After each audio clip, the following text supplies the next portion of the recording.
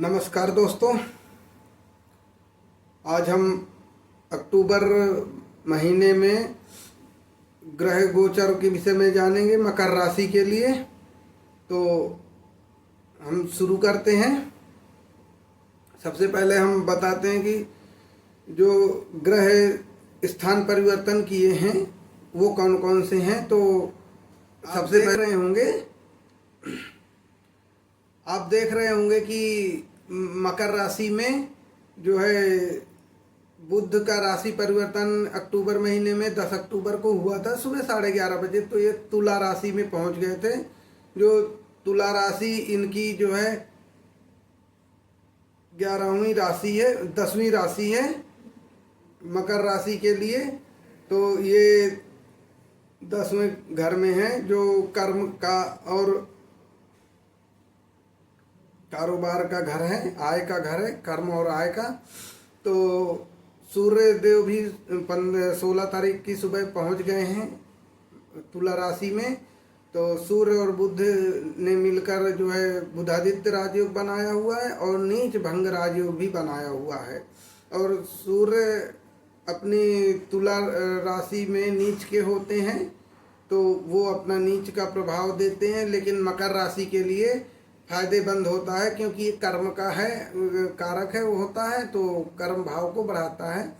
और आपके गुरु 9 अक्टूबर से वक्री हो गए हैं और मंगल जो है आपके 20 अक्टूबर से अपनी नीच राशि कर्क राशि में जाएंगे, जो शुक्र के साथ मिलकर जो है ये नवम पंचम राजयोग बनाएंगे। और शुक्र 13 तारीख को वृश्चिक राशि में चले गए हैं। तो ये ग्रह गोचर हैं। अब इनके विषय में हम विस्तार से जानते हैं कि इनके क्या प्रभाव होंगे, क्या फायदे। तो क्या है कि बुध का राशि परिवर्तन मकर राशि के लिए बहुत अच्छा है और इसके कारण ये एक तो कर्म के भाव में गए हुए हैं। बुध बुद्धि के देव कारक हैं, तो कर्म भाव में जाना और इससे कारोबार में वृद्धि करना, आय में वृद्धि करना, कर्म को वृद्धि करना, ये सब अच्छा करेंगे। सूर्य भी वहाँ है तो सूर्य का भी प्रभाव रहेगा। दोनों मिलकर जो है राजयोग भी बना रहे हैं, भंग राजयोग, और बुधादित्य योग भी बना रहे हैं। तो इस समय अक्टूबर महीने में, और ये सूर्य का गोचर तो 15 नवंबर तक रहेगा। तो इस एक महीने में 15 अक्टूबर से ये अक्टूबर और नवंबर तक ये पूरा आपको बहुत सारी तरक्की दे के जाएगा, धन समृद्धि दे के जाएगा। आपकी आय बढ़ेगी, वेतन वृद्धि होगी, ये सारे लाभ आपको अच्छे मिलेंगे। और क्योंकि ये आपके कर्म भाव में बैठे हैं तो आपके कर्म को बढ़ाएंगे। और शुक्र आपके जो है 12वें भाव में बैठे हैं तो शुक्र आपका अच्छा लाभ देंगे, क्योंकि ये 7वीं इनकी दृष्टि पड़ेगी तो पंचम भाव पर होगी, जिसके कारण ये जो है अच्छा लाभ आपको पहुंचाएंगे।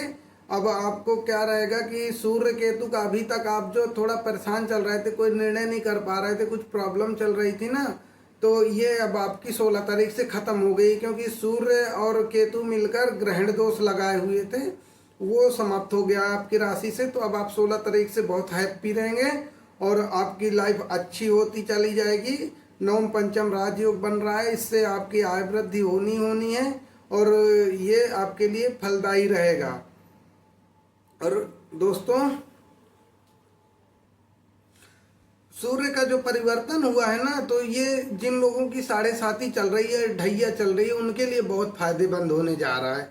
ये बहुत लाभकारी सिद्ध होगा उन लोगों के लिए जिनकी 7.5 चल रही है। तो क्योंकि आत्मकारक ग्रह होता है तो अब आप आत्म चिंतन भी करेंगे अपना, क्योंकि जो चीज़ें आपसे खराब हुई थी उनके विषय में अब आप सोचेंगे, उनमें भी परिवर्तन आएगा, सुधार होगा लगातार। और ये महीना आपके लिए बहुत अच्छा रहेगा, बहुत शुभ है।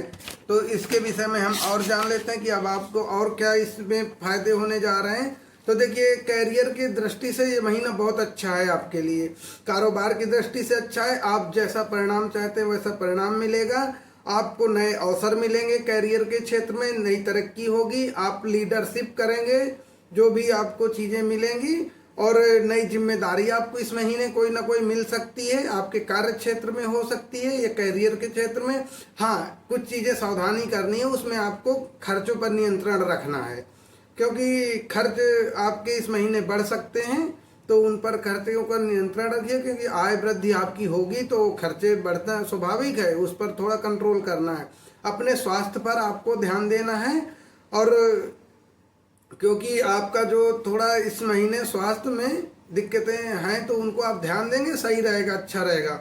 और पार्टनर के साथ आपका जो लव लाइफ है वो बहुत अच्छा होने जा रहा है, तो अब आप उनके साथ, अपने पार्टनर के साथ क्वालिटी टाइम स्पेंड करेंगे, उनके साथ लिव इन में जाएंगे, इंटीमेसी जैसा कुछ अपना रहेगा, और आपका लव कनेक्शन तो बहुत अच्छा हो जाएगा। और जो भी है आपकी लव लाइफ, उस पर आपको ध्यान देने की ज़रूरत है, आपको अपने रिश्ते को बहुत अच्छा बनाने की ज़रूरत है। और इस महीने आप देखेंगे कि आपकी लव लाइफ बहुत अच्छी हो जाएगी।